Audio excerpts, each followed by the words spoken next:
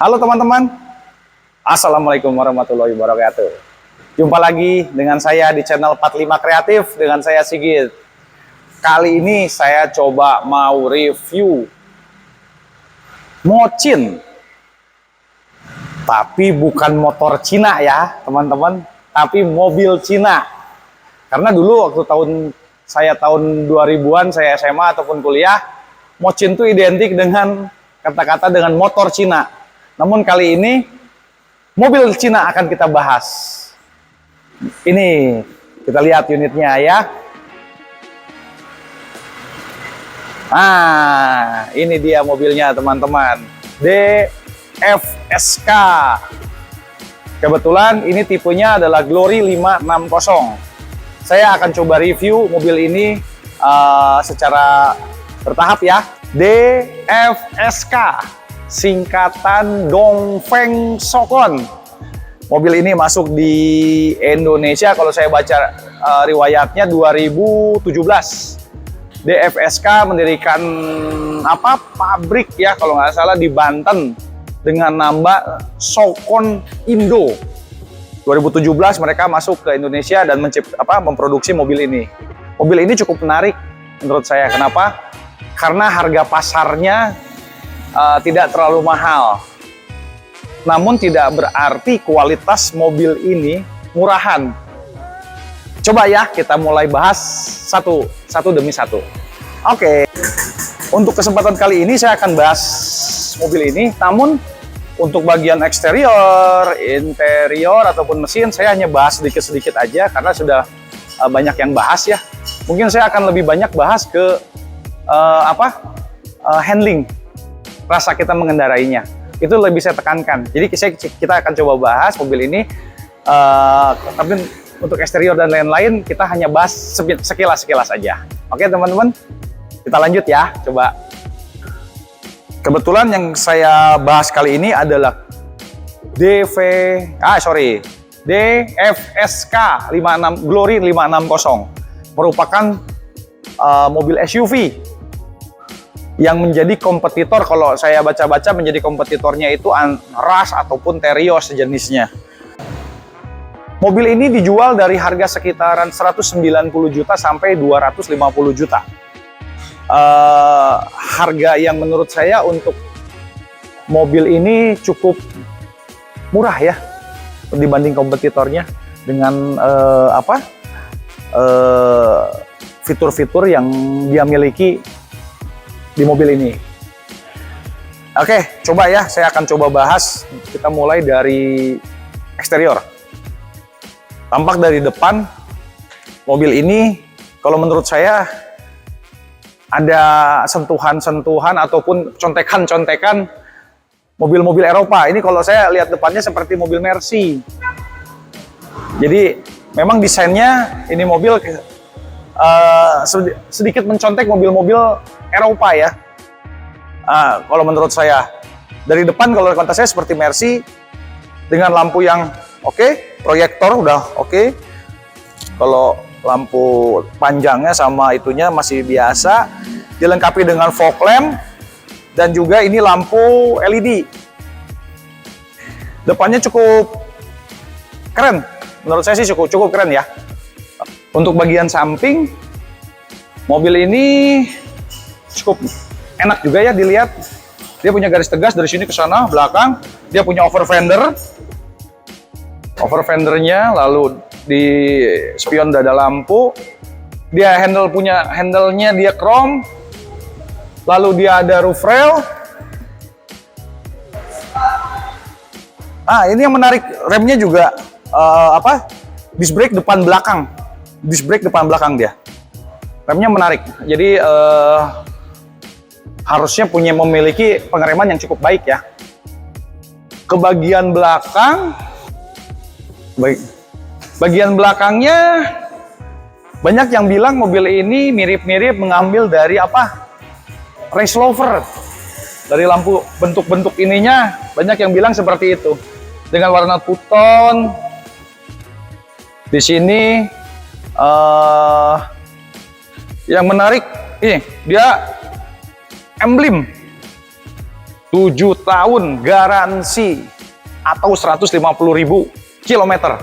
Ini menurut saya cukup menarik karena berarti DFSK ini dia yakin dengan performa kendaraannya untuk supaya konsumen istilahnya untuk yakin ini mobil tangguh, sehingga dia berani memberikan garansi 7 tahun atau 150.000 kilometer. Luar biasa. Ya mungkin segitu ya untuk eksteriornya. Saya pikir tidak ada yang perlu dibahas secara detail tentang mengenai eksteriornya karena banyak teman-teman yang lain YouTuber yang sudah bahas ini mobil secara eksterior, detail-detailnya. Kalau saya akan bahas sekilas-sekilas saja. Untuk interior coba kita bahas ya. Saya coba masuk ke kabinnya.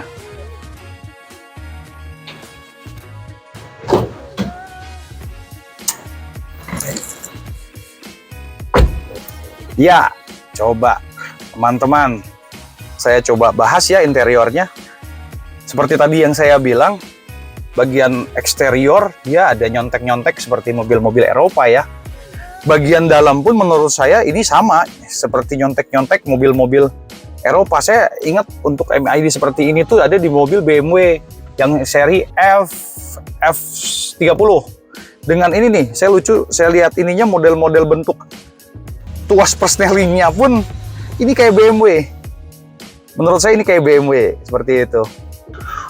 Untuk bahan-bahan yang ada di interior ini saya pikir cukup mewah ya untuk harga mobil yang hanya kisaran setara apa ini kebetulan kan Glory 560 dengan tipe 1.5 AT. Ini harga kalau tidak salah 240 sekian, dekat 250 juta. Untuk harga segini saya pikir interiornya ini cukup mewah ya. Joknya sudah kulit dengan perpaduan polos dan bintik. Dashboardnya pun menarik, ini kokoh, menurut saya kokoh ya. Dengan dashboardnya kokoh. Terus paduan apa? Ini karbonnya juga cukup terlihat menjadi lux, menurut saya sih menjadi lux ya. Audionya ada di tengah dengan MID dengan apa? Monitornya di atas. Ini seperti yang saya pikir ya sama seperti mobil Eropa. Kalau saya pikir mirip ke BMW. Panel AC, oke. Oh ya, ini kuncinya sudah keyless ya.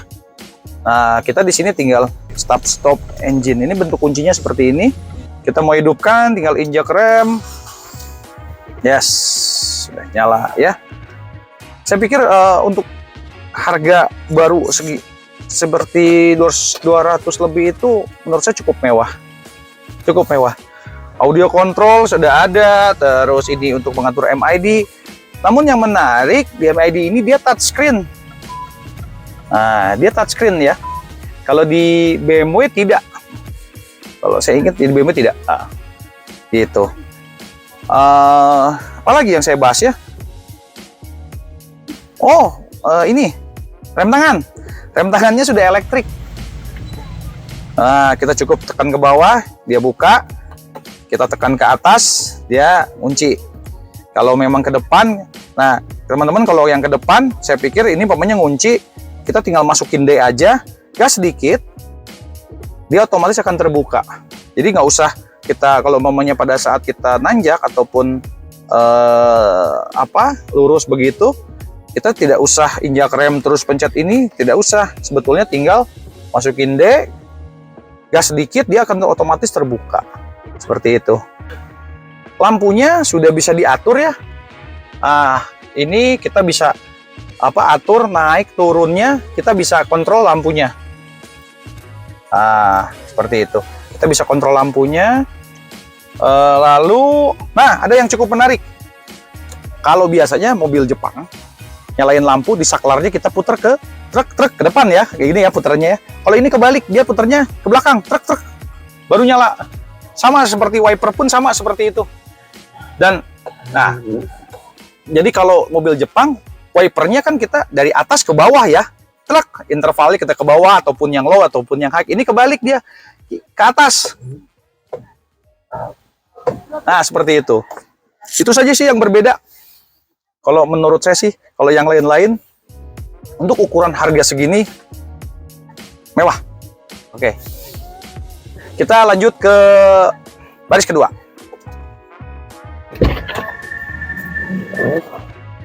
Just.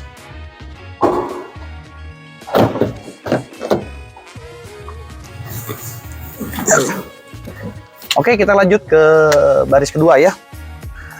Ya, untuk ukuran saya tinggi 170,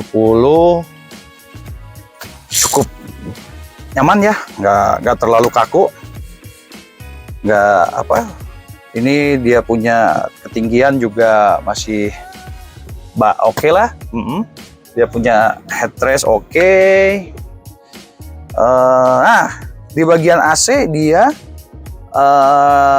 ada double blowernya di sini ya, seperti mungkin si RV yang pakai double blower seperti ini. Cuman menurut saya ini salah satu kekurangan, karena di baris ketiga itu tidak ada lubang angin AC, sehingga biasanya dengan blower seperti ini anginnya dia kecil, sehingga untuk bagian kabin ketiga menurut saya untuk mencapai suhu yang rata itu sedikit rada lama. Kalau menurut saya sih itu nggak ada yang perlu detailkan lagi sih, menurut saya sih itu aja. Kita coba ke baris ketiga ya sekarang ya.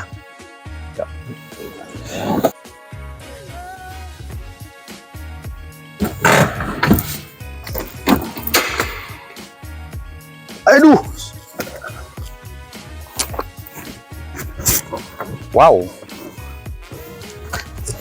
Sempit sekali ya. Kabin belakangnya menurut saya sih lebih cenderung dipaksakan. Seperti itu. Kalau saya sih udah yakin mentok aja. Kurang nyaman. Seperti itu. Tuh kan tidak ada di sini, tidak ada lubang angin AC ya. Sehingga ya itu mengandalkan dari depan ataupun dari tengah. Tapi menurut saya ya itu salah satunya kurangnya. Kalau kompetitornya mungkin seperti RAS, dia kan ada di atas. Dia punya lubang AC-nya. Kalau ini bawah, mungkin salah satu kekurangan ataupun menurut saya gitu ya, kekurangan mobil ini itu. Jadi suhu AC yang untuk kabin belakang yang kurang bisa maksimal. Apabila sudah naikin seperti ini, bagasinya ya habis ya, sempit ya. Kita nggak bisa nyimpen barang, Jadi memang 3 seaternya kesannya cenderung lebih dipaksakan. Oke. Coba ke mesin ya sekarang. Ya, inilah mesinnya. Kita coba buka ya. Bagian mesinnya. Yuk. Ini mesinnya ya. Mesin ini bertenaga 1500 turbo. Dengan kalau saya baca sih 150 horsepower dengan torsi 220 Nm. Dengan berpenggerak roda depan, dengan transmisi ini matic dengan CVT. Untuk konsumsi bahan bakar ini sekitar untuk dalam kota tuh 1:8, 1:9 dia masih bisa dapat ya. Kalau untuk keluar kota masih bisa 110, 111. Jadi itu dengan cara bawa mobilnya yang standar, tidak standar lah ya. Kita kontrol gasnya dengan standar. Menurut saya mesin ini bertenaga lebih baik ya daripada rivalnya. Kalau memang ini sebagai rivalnya RAS ataupun Terios, tenaganya ini jauh lebih baik. Namun ini kan gerak roda depan, dia FWD. Nah, berbeda dengan Terios dan RAS, dia FWD. Itu saja sih yang membedakannya. Cuman menurut saya sih untuk tenaga mesin enak karena dia turbo. Kalau udah menginjak RPM di atas 2000, 2500 itu kita nginjaknya enak larinya. Memang kelemahannya kalau turbo biasanya pada saat kita ada brake, kita ngerem sebentar, terus kita injek lagi, biasanya dia ada nge-lag 1 detik lah. Nggak langsung respon, tapi dia ada, kita injek, pasti dia ada nge-lag lah 1 detik. Itu saja kelemahan turbo sih. Seperti itu. Untuk yang lain-lain sama ya, dia udah ABS, udah ISC, pengeremannya, terus dia punya dia punya apa sih? Saya lupa namanya yang.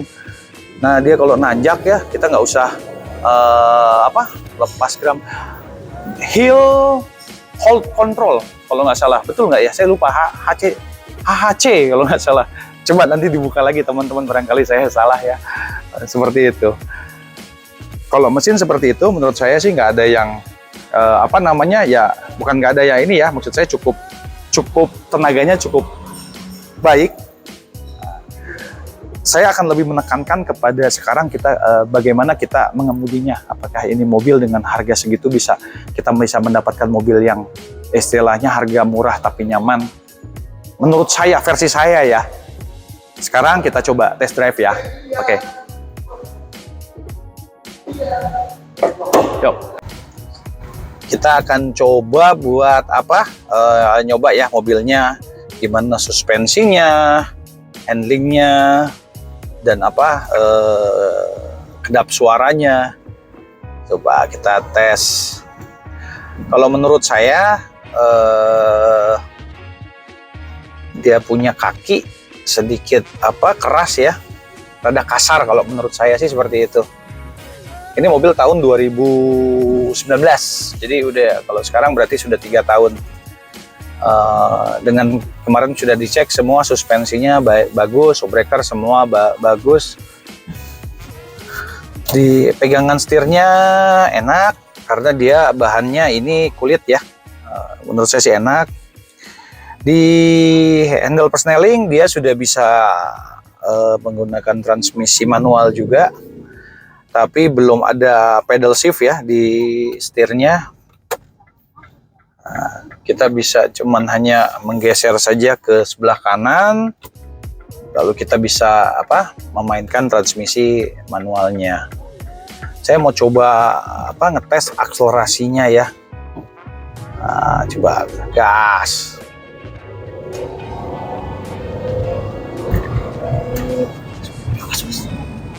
Waduh, menurut saya akselerasinya begitu awal rada lemot ya.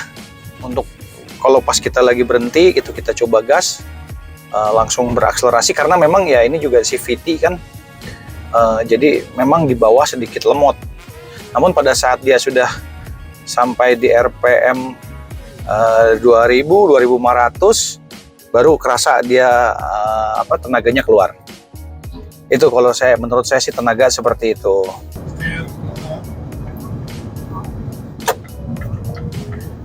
Ya, kita coba apa namanya akselerasi ya. Nah, ini kebetulan ini kita coba tuh. Set. Oh, dia rada lemot tapi begitu di atas dia narik kerasa. Dan karena dia CVT, perpindahan giginya nggak kerasa, enak. Cuman itu kendalanya menurut saya yang tadi saya bilang, pada saat di RPM bawah kita mobil ini nggak bisa cepat bereaksi. Untuk radius putar kita coba cek. Ya, ini kita mutar di sini. Radius putar menurut saya cukup ya. Dalam kok, putarannya dalam, bagus. Untuk kedap suara cukup, menurut saya cukup. Istimewa tidak, cuman tidak buruk juga tidak. Menurut saya cukup. Untuk kedap suaranya oke lah, untuk segini. Tuh, suspensinya rada kasar, duduk. Itu menurut saya rada kasar. Saya coba manuver ini udah lari berapa ini 100 deh. Oh, tuh di atasnya enak. Mobil ini untuk RPM atas enak larinya. Itu. Cuma itu aja, suspensi sedikit kasar. Kemarin saya juga coba di tol, ini mobil lari 120, itu masih enak. Dia nggak limbung, nggak apa, suspensinya dia masih enak. Itu. Jadi secara handling, kalau secara keseluruhan sih menurut saya cukup ya untuk harga mobil kisaran ini. Untuk SUV apa ini cukup, nggak apa sesuai lah dengan harga, bahkan bisa melebihi rival-rivalnya kalau untuk dari sisi fitur ya, fiturnya dia melebihi sih menurut saya. Dia kan sudah ada ASC di sini, terus dia lampunya bisa naik turun, itu seperti itu. Untuk kisaran bekas harga mobil ini sekarang itu berkisar di antara, kalau saya lihat dari media-media iklan, berkisar di antara 150 sampai 170. Range harganya orang buka harga di situ. Ini dengan tipe DFSK 560 Glory yang Matic ya, yang 1.5 turbo. Seperti itu. Dengan harga barunya kalau nggak salah ini 249 juta waktu pas pertama kali keluar. Memang penyusutannya sudah lumayan banyak ya. Tapi menurut saya sih dengan harga sekarang sekitar pasar 150, 170, 170, menurut saya worth it sih ini mobil dibandingkan dengan kompetitornya. Seperti itu. Apalagi ditambah dengan garansi 7 tahun dari dealernya sendiri, menjadikan mobil ini ya teman-teman saya bisa coba rekomendasikan. Cuman memang kendalanya ya sebetulnya ini mobil ya di merek ya, lambangnya gitu kan. Tapi ya itu kembali ke pilihan teman-teman semua. Kalau memang mau mencoba dengan harga murah dengan fitur yang melimpah, salah satunya saya merekomendasikan mobil ini, DFSK 560 Glory 1500 turbo dengan transmisi matic. Untuk suara audio menurut saya standar ya, tidak terlalu tidak terlalu jelek, tidak terlalu bagus, di tengah-tengah aja standar suara audionya. Walaupun kelihatannya ini audionya mewah, namun menurut saya untuk segi kualitas suara sih standar, nggak ada yang terlalu istimewa seperti itu. Tuh kan, pandangan jarak pandang juga oke, dashboardnya dia di sini kan. Untuk ukuran saya enak, jarak pandangnya masih enak sekali. Intinya cukup, menurut saya cukup recommended ya untuk DFSK ini ya. Dengan harga kisaran segitu, mobil tahun muda, harga yang cukup menarik, harga murah. Oke.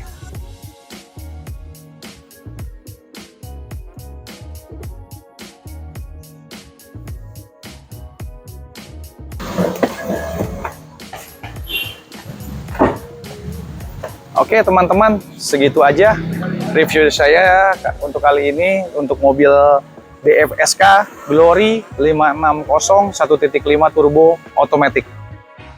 Apabila ada saran, komentar, kritik, ataupun info-info yang terbaru untuk mobil ini, silakan tulis di kolom komentar ya, demi kemajuan konten saya bersama tim. Itu saja mungkin dari saya. Salam sukses selalu buat rekan-rekan semua, teman-teman semua. Assalamualaikum warahmatullahi wabarakatuh.